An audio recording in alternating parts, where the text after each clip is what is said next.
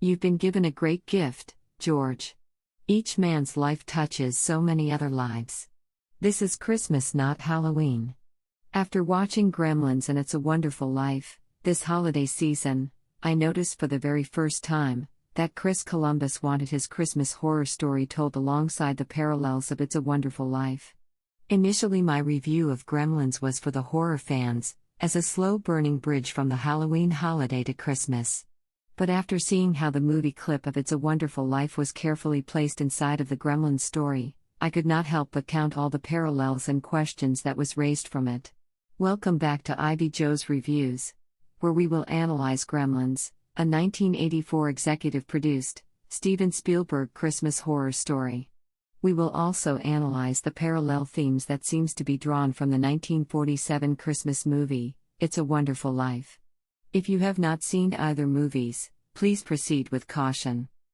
Gremlins begins with Rand Peltzer, an inventor looking to sell and search for a Christmas gift for his son, and the protagonist, Billy Peltzer.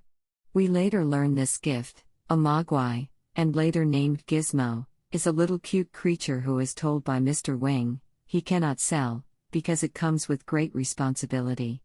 As we later learn, it is sold to Rand by the man's grandson, but not before being warned and provided with the rules for caring for the mogwai. Billy's mom, Lynn, is crying as she is cooking and watching the movie, It's a Wonderful Life. It causes me to question if Billy's mom is worried about her spouse, as Mary is about her husband George, in It's a Wonderful Life. And despite Lynn's husband, Rand's failed business ventures, we always see her support and devout love for Rand, just as Mary has for George in It's a Wonderful Life. As I watch George run past the movie house in It's a Wonderful Life, and recall seeing the movie house in the opening of Gremlins, I knew right then to look for more comparisons. They never stopped coming. Gremlin's story is set in a small, quaint town that aligns with various details of the Christmas movie It's a Wonderful Life. It's mentioned by Mrs. Deagle in Gremlins, a disliked businesswoman, that Billy's dad is a loser, and obviously behind on his mortgage. Mrs. Deagle berates Billy very much like the unscrupulous businessman Mr. Potter does to George Bailey in It's a Wonderful Life. Mr. Potter is as cruel to his community in Bedford Falls as Mrs. Deagle is in Kingston Falls. Billy, from Gremlins, works in a bank.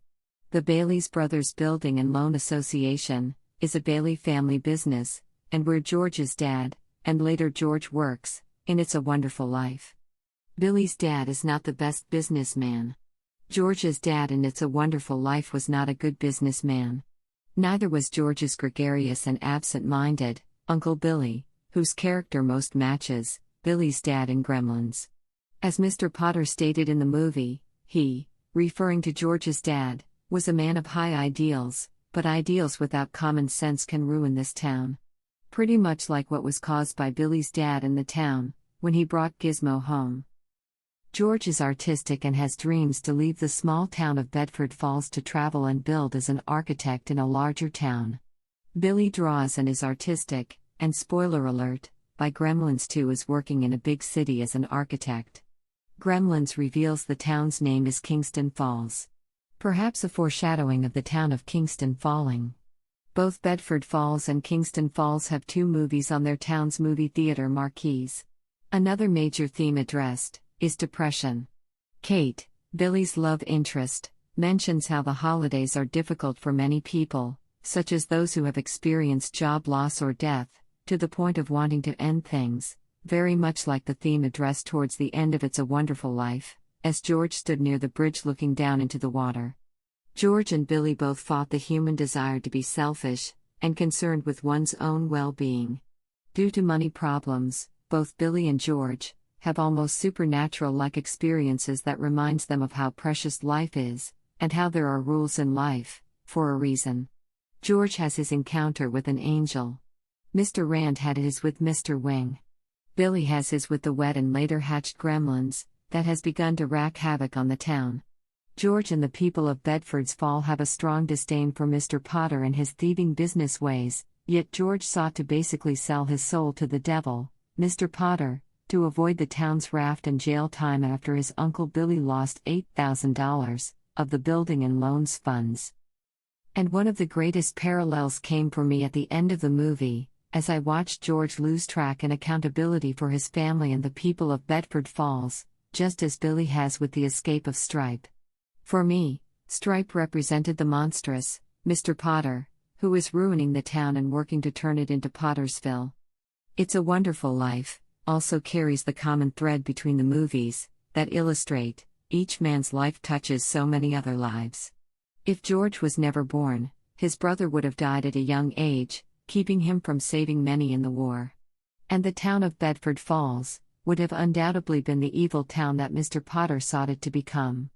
Just as the lack of accountability for Gizmo and Gremlins turns Kingston Falls upside down. As a domino effect, each ill-made decision resulted in people becoming hurt, frightened, and even killed in Gremlins.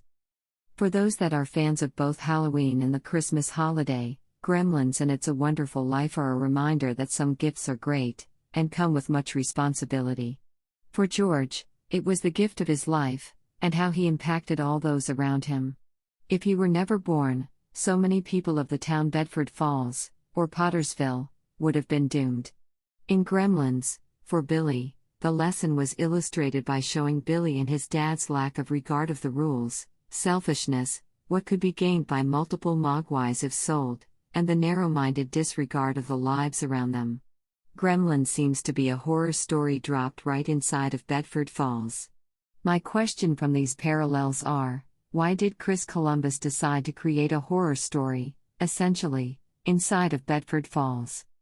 Do you agree with my correlation between Gremlins and It's a Wonderful Life? Is Gremlins a horror or a Christmas story?